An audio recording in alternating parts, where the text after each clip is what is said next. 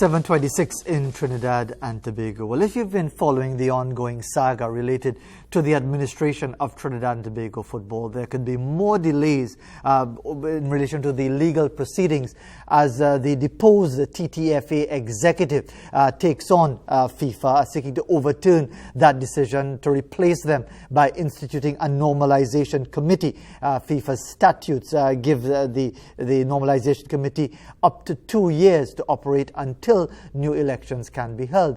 The latest developments have gained a lot of reactions. Well, we're joined now by Lasana Liburd, who is the main man behind Wired868. He's the editor, he's the chief cook and bottle washer of the website, which has grown in respectability over the years, especially with its coverage on football and other sporting issues, and has broadened to other social issues. Lots of different perspectives and comments there. Good morning, Lasana. Thanks very much for joining us. No problem. Good morning, Fazeer. Good to have you with us. Impressive beard as well, though. I must say, a lot of you fellas have the beard well organized. Mine is scraggly and all over the place and so on. But well done in that regard. I'm waiting for a legal shave. All right. Help us here. Is this basically, apart from the issues of, we've heard people saying, well, look, why fight FIFA? You're going to lose and we're going to be penalized. We've had the response from Keith Lookloy, a member of the United TTFA, saying, look, are we basically teaching youth hypocrisy, cowardice, and self-interest? So there are competing narratives there. But in reality, doesn't it appear that FIFA is just simply stalling and delaying and basically recognizing that the cast situation where there would appear to be an appearance of bias, that is going to be very, very difficult for the legal representatives fighting this case on behalf of William Wallace and Company? As far as Trinidad goes, you get the impression that perhaps both sides are stolen.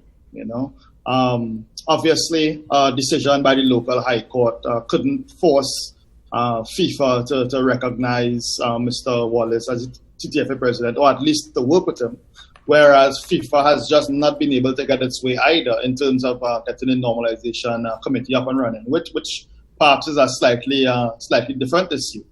I believe the FIFA Congress in September is going to be key to determining what happens one way or the other. I think apart from court, the Congress is probably the most important business here. So where do you see this going? Where from your own perspective, from you have your ears on the ground in relation to most football matters. Where is this going? There have been some hope, I think, on one side that by now the different member associations, would have been drawn to this case, which seems to have some unique qualities to it, and at least some associations would have come out by now and said, at the very least, Mr. Infantino, we think that you should reconsider this, or let's look at this matter with Trinidad some more. That hasn't happened. To me, once no other member association support the TTFA, then it's hard to see William Wallace and his vice presidents emerging victorious or having anything like a victory in this matter at all. That said, I believe that the moral high ground remains with the TTFA officials, and the fight has been framed as a principled one. Right now, I'm not seeing where a win could come from. There's always a slight chance, of course, so there is not 0% chance, but that's what it looks like right now. So let me read that quotation, and I'm reading it from your website, so you will be very, very familiar with it, from Keith Lookloy, who was part of the technical aspect of that TTFA executive, which has been deposed. Some opposed to our resistance to FIFA talk about our supposed endangerment of the youth. But in effect, their mourning merely teaches youth by example the abandonment of democracy, principle, justice, and fair play for the prevalent values of our national intellectual and spiritual life: hypocrisy, cowardice, self-interest, and convenience. It sickens me to my stomach. And those who know Keith Loy will know that is Keith Lookloy when it comes to him standing up for a particular issue. But do you see this gaining any traction in the real world of Trinidad and Tobago? Not much. Actually, to be honest, there's been a lot of support. There has been support from the public so far. Let me say that. Probably even more than I had expected. Right. I think though with COVID-19, it means that there isn't going to be any international football played this year anyway, no matter who was in charge. The men's team doesn't go into action until for the earliest November. And I'm not sure if there'll be any youth football at all in 2020. I think it's very unlikely. So because of this, it actually allows the TTFA to dig their heels in a bit without jeopardizing the youth as the other side, the critics are saying. I would go further and point out that under the last administration, even though they were getting $9 million a year plus TT, we had the men's under 23 team, as we know, not being allowed to participate. A whole generation fallen by the wayside, even though the Ministry of Sport said they were willing to pay to enter them into a tournament. We had the girls under 15 team also. We know with the late visa application and so on. So it's not as if the last side was that great to the youths, and we were getting teams out, and FIFA was happy with that as well. As of right now, though, I think we have at least until September, and there is no football to be played this year. So I think people could be a little bit calmer as far as that goes. And even while nothing might be going on, the fact is, and you can correct me if I'm wrong on this matter, that the staff at TTFA haven't been paid for some time. And because the Bank for Citizens, they are facing challenges from the William Wallace side as to access to those accounts, and the normalisation committee headed by Mr. Haddad not having access to the accounts either. Is it a case still that the staff at TTFA are not being paid? The staff is not being paid, and the coaches as well haven't been paid. And that's, definitely very, very unfortunate situation, and I could feel for them, in part because, they're not really getting much love from anywhere. As of yesterday, Mr. Haddad, who has been in charge for 2 months, hasn't even done a single meeting with his office staff yet. And to me, that could only show the level of concern, or the lack of it, from a leader who's taken over a body in the shape that it is in, to not even speak to his staff. He hasn't even introduced himself to his staff. As far as the coaches, we all know he's had one meeting with his coaches. He refused to discuss contract or job security in it. And he's actually hinted on both sides that he might be laying some people off, right? Mr. Wallace, from his side, as far as I know, hasn't really kept in touch with anybody either. I do know that Mr. LeCloy does at least communicate with some coaches. I'm not sure if he does it with all of his staff. But you could imagine where the staff, office, and coaches, what they must be feeling right now, because really it doesn't seem like anybody is paying them that much mind. And I guess from the outside, we could read into that what we want to. And I think, Lasana, and again, you will advise me if I'm saying the right thing, that from what we understand, that there's no information that FIFA has intervened to assist the Zimbabwe Football Association with their debt, which stands, I believe, at 10 million US, which is at least 67 million TT. So it would appear to be different rules for different folks, where Zimbabwe are being assisted, but Trinidad and Tobago's executive has been dispensed with.